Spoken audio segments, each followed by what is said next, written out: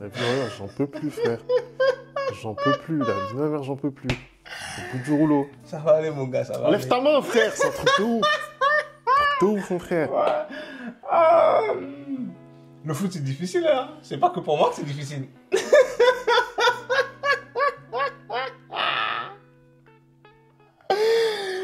Bon, bah, Femi ne veut pas faire l'intro. Salut les replayers, hein. J'espère que vous allez bien. J'espère que tout va bien dans le meilleur des mondes pour vous, hein. On vient d'assister à une énième désillusion de la part du Paris Saint-Germain dans cette Ligue des Champions. Je ne sais pas si Femi va réussir à trouver les mots pour expliquer ce qui s'est passé ce soir, hein. Je vous rappelle qu'il avait prédit 3-0 pour le Paris Saint-Germain. Il avait prédit que le Paris Saint-Germain allait retrouver son efficacité ce soir. Et ben, je pense que on peut dire que on ne peut plus jamais écouter Femi pour les pronostics. Envoie-moi le générique, frère. Viens, on fait le débrief. Générique, c'est parti.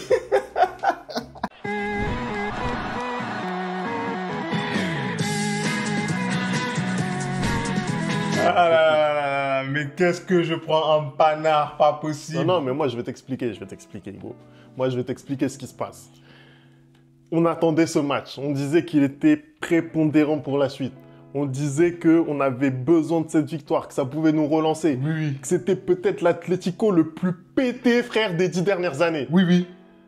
Et on est incapable, frère, de marquer plus d'un but chez nous, frère. C'est incroyable, c'est incroyable. Quand est-ce qu'il y a un attaquant qui va marquer dans ce club, frère? Mais je pense que ton attaquant qui est marqué, il est parti. Eh, je t'écoute même pas. Je t'écoute même pas, gros. Eh, je t'écoute même pas. Je t'écoute Non, non, même non, non, pas. attends. Je sens que tu es beaucoup énervé. C'est un truc Donc, de ouf. on va repartir par le début. Déjà, j'ai envie de te dire, quand tu vois la composition d'équipe de Luis Enrique, est-ce que tu es satisfait de ce que tu vois sur la feuille de match? Est-ce que tu es satisfait? Mais Hugo, j'ai plus rien. Il n'y a plus rien, frère. Comment tu veux que je sois pas satisfait? Il n'y a plus rien dans cette équipe. Ça, ce qu'on a vu ce soir, c'est notre climax. On peut pas faire plus que ça. Tu vois ce que je veux dire? On peut pas, frère. On peut pas.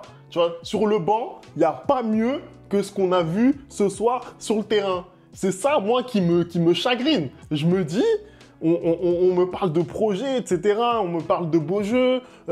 Ok, mais à un moment donné, il faut gagner les matchs. Il faut gagner les matchs. Et je suis désolé, aujourd'hui, on n'a plus les éléments pour gagner les matchs. C'est-à-dire, individuellement, on a trop de carences aujourd'hui. Tu vois, parce que tu peux parler, voilà, d'inefficacité contre le PSV. Voilà, moi, j'avais été le premier à dire, effectivement, dans le jeu, c'était plutôt correct. Et effectivement, on n'a pas été en réussite. Contre Gérone, je pense qu'on a été même moins bon que contre le PSV. C'est vrai. Et sur un coup du sort, on arrive à marquer ce but. Mais là, je suis désolé. Il n'y avait rien ce soir en termes de production offensive. En fait, là, on a vu le pire de Luis Enrique. Tu peux pas. Non, moi j'aimerais nuancer quand même. Non. J'aimerais nuancer tes propos. Tu peux pas dire qu'il y avait rien Parce que quand tu vois que Paris a dominé tout le match. non, mais je t'explique. En fait, Paris a dominé tout le match. je t'explique. Moi, je fais la différence entre le match que j'ai vu contre le PSV Eindhoven et le match que j'ai vu ce soir. Le match que j'ai vu ce soir, c'est exactement le même match que j'ai vu contre Gérone. C'est-à-dire un PSG qui est complètement annihilé, qui est complètement éteint, qui est en panne d'inspiration et surtout qui est en manque de personnalité. Il n'y a pas de personnalité dans cette équipe. Il n'y a personne qui prend ses responsabilités.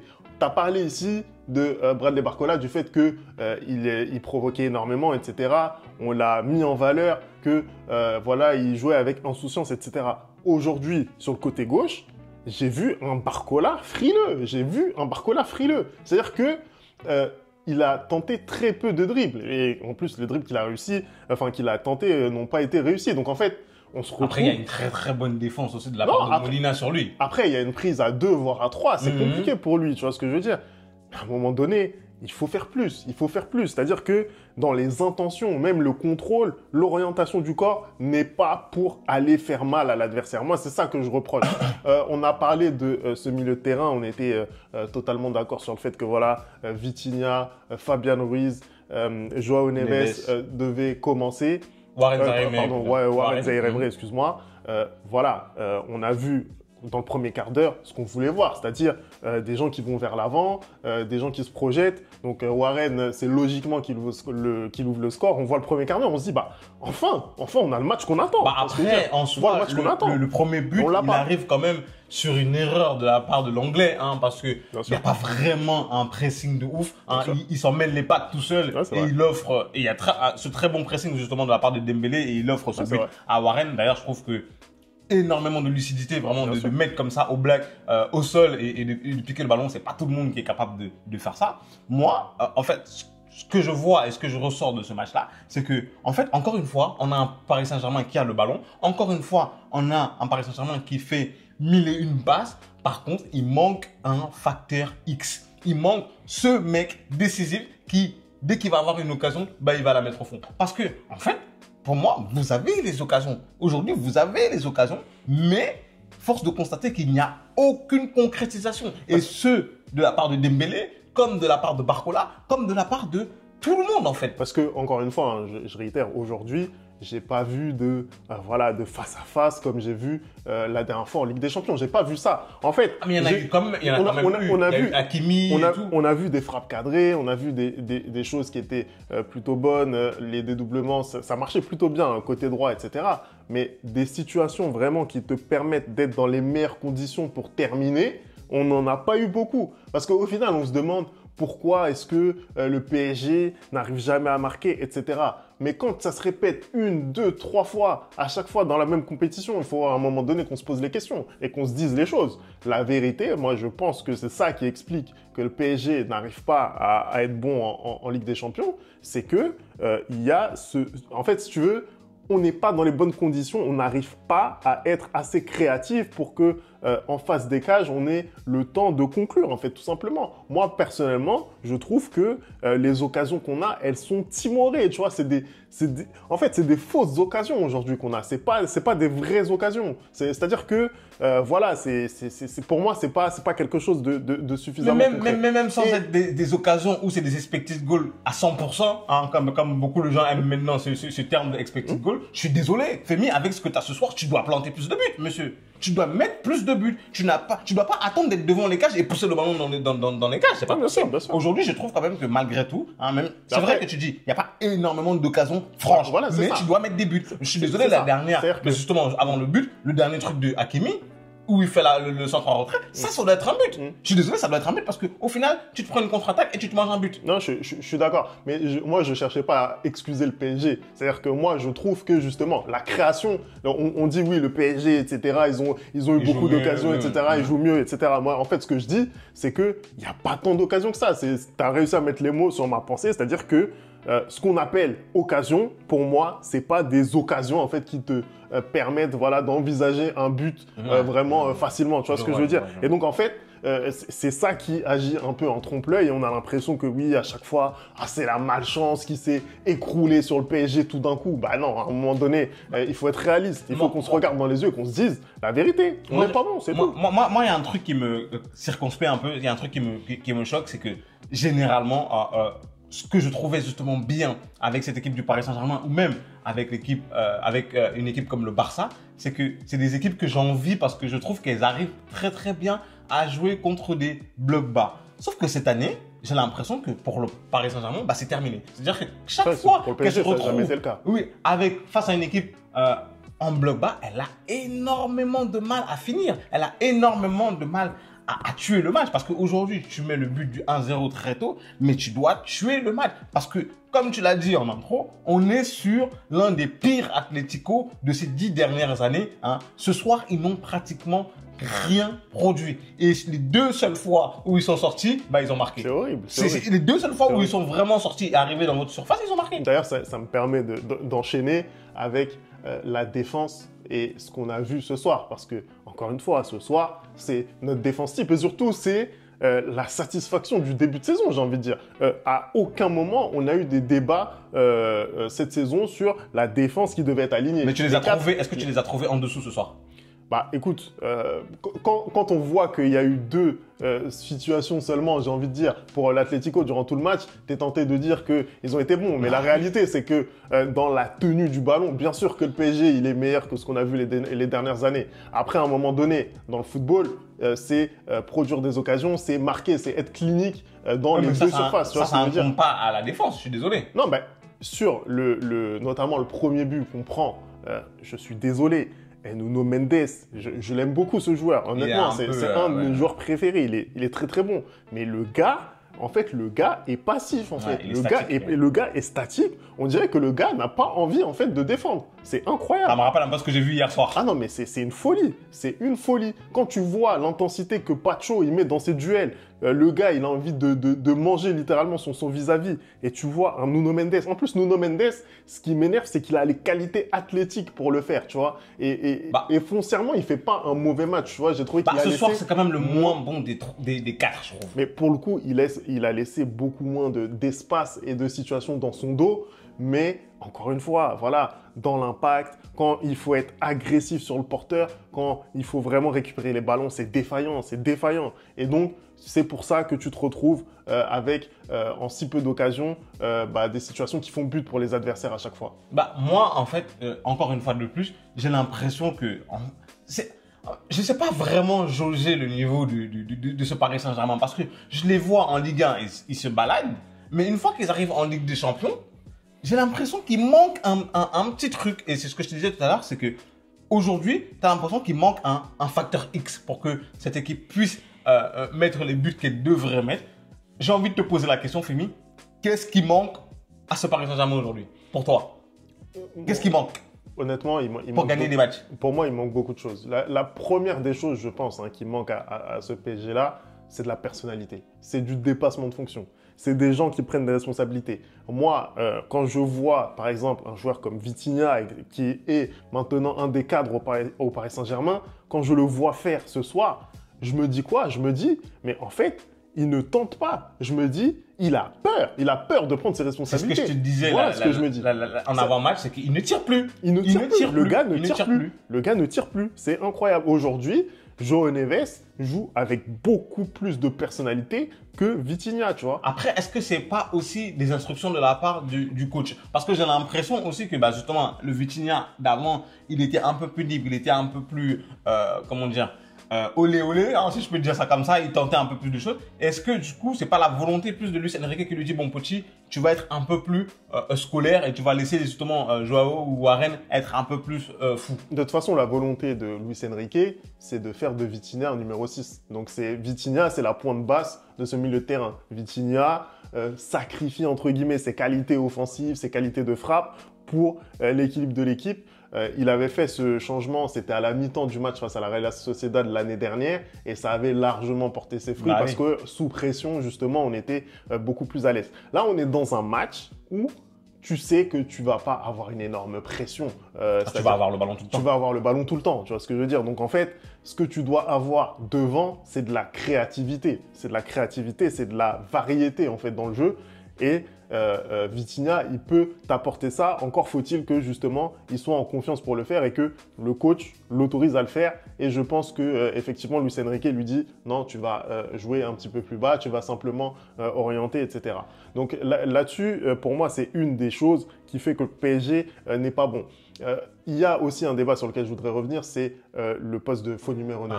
Parce que ça, tu m'enlèves les mots de la bouche. Ça, je suis désolé, mais quand tu vois la prestation de Marco Asensio, moi on m'a dit ah oui, Asensio, Real Madrid, c'est exceptionnel. Non, arrête, Femi, tu vas pas, tu peux pas commencer à dire ça alors que la vidéo d'avant-match, justement, tu le louais un peu et tu louais ses qualités dans cette position de faux numéro 9. Ce que j'ai dit dans la vidéo d'avant-match, c'est qu'effectivement, on faisait le comparatif en fait entre Asensio et Kangin Lee dans ce rôle de faux numéro 9. J'ai dit que oui, Asensio, par rapport à Kangin Lee, je trouve que dans sa participation au jeu, il comprend mieux les situations, il redescend mieux, il a également plus de présence dans la surface de réparation. Je maintiens, par rapport à Kangin Lee, c'est une réalité. Après, ce que j'ai dit aussi, c'est que moi, la position de faux numéro 9, au PSG, je ne la comprends pas parce que pour moi, un faux numéro 9, même les grands faux numéro 9, tu vois, les Léo Messi, etc., et comment dire, la qualité d'un faux numéro 9, c'est de marquer. Même un Fabregas à l'époque, ça marquait. C'était devant les cages, ça marquait. En fait, moi, j'ai l'impression que Asensio, il ne marque pas. J'ai l'impression qu'aujourd'hui, même ce soir, en fait, j'ai l'impression que ce que devrait faire Luis Enrique, hein, je suis pas coach, hein, j'ai pas mes diplômes, tout ça, hein, je suis un peu comme Rigobertson, voilà. C'est que en Ligue 1, tu peux jouer avec ce faux numéro 9.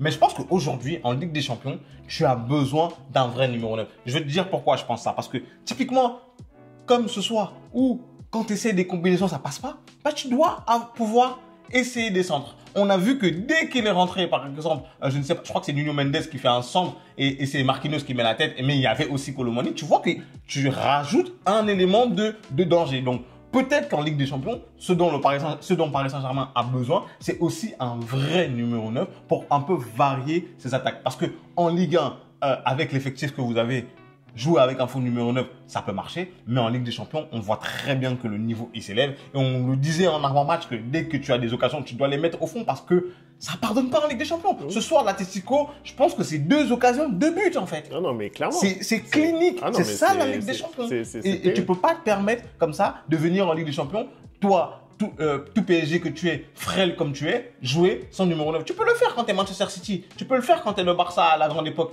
Mais là, tu peux pas le faire. C'est pas possible en tant que le Paris Saint-Germain de le faire en Ligue des Champions en tout cas. Moi, je pense qu'aujourd'hui, vous avez besoin d'un grand numéro 9. Voilà. Et pour ça, hein, je me dévoue. On vous redonne Kylian. Voilà. On vous redonne Kylian. Vous pouvez reprendre Kylian. Ah, mais alors là, mais Kylian, mais gardez-le, mais tous les jours, tous les jours. Tous les jours. Mais oui, sur la réflexion que tu fais déjà sur Kolo Muani et la présence d'un vrai numéro 9 dans la surface, je te rejoins complètement. À un moment donné, je pense qu'il faut qu'on sorte de ce qu'on a pu entendre par le passé, c'est-à-dire Kolo Muani, 90 millions, etc. Sortons de ce débat-là. Aujourd'hui, tu as un problème de présence dans la surface de réparation.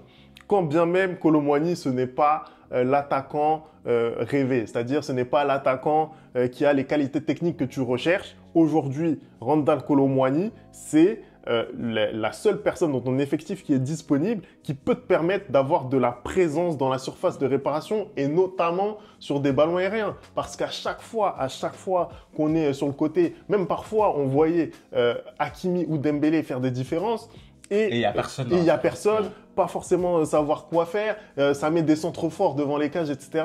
Parce qu'il n'y a pas de présence. Il n'y a pas de présence en fait dans la surface de réparation. Donc on a vraiment besoin de quelqu'un qui soit là. Asensio, je trouve que par rapport à Kangin Lee, il a un peu plus de présence, mais aujourd'hui, il a été fantomatique et notamment en première période davantage, il a été fantomatique. Je réitère encore. Et Marco Asensio, il a une énorme immunité. Marco Asensio, c'est celui qui débute les grands matchs au PSG en qualité numéro 9. Aujourd'hui, son bilan, il est catastrophique. Aujourd'hui, si Kolo Muani, il avait le bilan d'Asensio rapport aux minutes jouées, bah, qu'est-ce qu'on dirait? On dirait exactement ce qu'on a dit la saison dernière. Bah, écoute, ça tombe bien que tu parles de bilan parce qu'on va en venir au bilan justement du Paris Saint-Germain dans cette Ligue des Champions. Écoutez, c'est 4 matchs, hein, une victoire, un match nul et 2 défaites. Paris Saint-Germain a 4 points et pointe à la 25e place de ce classement en Ligue des Champions. Toi, comment tu vois un peu la suite, sachant qu'il vous reste encore des équipes comme le Bayern, il vous reste encore Manchester City à affronter. Est-ce que tu penses que ça va être compliqué pour vous ou est-ce que tu penses que ça peut aller? Hein, vous êtes vraiment le bonnet d'âne de la Ligue 1 en Ligue des Champions, si je peux me permettre. Je suis désolé. Voilà. Quand tu vois que Monaco, quand tu vois que Brest, quand tu vois que Lille performe et que le Paris Saint-Germain est en dessous, qui l'aurait cru? Non, mais le gars me pose la question de savoir si je suis inquiet. Mais frérot, on n'arrive pas à battre le PSV, l'Atlético à domicile. Tu me demandes si je suis inquiet. On bat Gérone à la dernière seconde. Tu me demandes si je suis inquiet. On est pété là pour le moment. On est pété. Le prochain match, c'est contre le Bayern Munich. Hein. Le prochain match, c'est contre le Bayern Munich. Le Bayern Munich qui fait un très bon début de saison en Bundesliga. Même s'ils ont pris une bonne claque contre le Barça. Il y a eu la bonne claque contre le Barça. Écoute, on verra, hein, comme dit Luis Enrique, bah voilà, le football, c'est le football. Ouais, on ne sait pas ce qui peut se passer. On voit cette Ligue des Champions, comment elle tourne. On a vu les défaites du Real Madrid, les défaites de Manchester City notamment. Donc voilà, tout peut se passer. Mais très sincèrement, ce que je vois et ce que j'ai vu aujourd'hui, honnêtement, vraiment, ça m'a mis un coup au moral parce que J'attendais vraiment Bah, une 3-0. grosse prestation. Attendez, 3-0. une énorme presta du PSG. Je pensais vraiment l'avoir quand on a ouvert le score rapidement. Au final, on se retrouve avec une défaite. J'arrive même pas à y croire. On a perdu ce match. C'est inconcevable. C'est inconcevable d'avoir perdu ce match. Et là, on se retrouve maintenant déjà au bord du précipice. Et là, même la place dans les 24 premiers, c'est compliqué. Il va vraiment falloir maintenant prendre des points. La défaite était déjà interdite face à l'Atlético aujourd'hui. Autant te dire que à l'Allianz Arena, la défaite, elle est encore plus interdite. Il faut absolument ramener quelque chose. Bah, je sais même pas qu'il faut ramener quelque chose. Je suis désolé, Fémin, tu peux même pas te permettre de ramener un match nul. Tu dois ramener une victoire. Fémin, ça devient très très urgent parce que là, tu joues Manchester City, le Bayern et Salzbourg. Donc, Salzbourg est en train de se relancer dans cette Ligue des Champions. Ils ont gagné ce soir.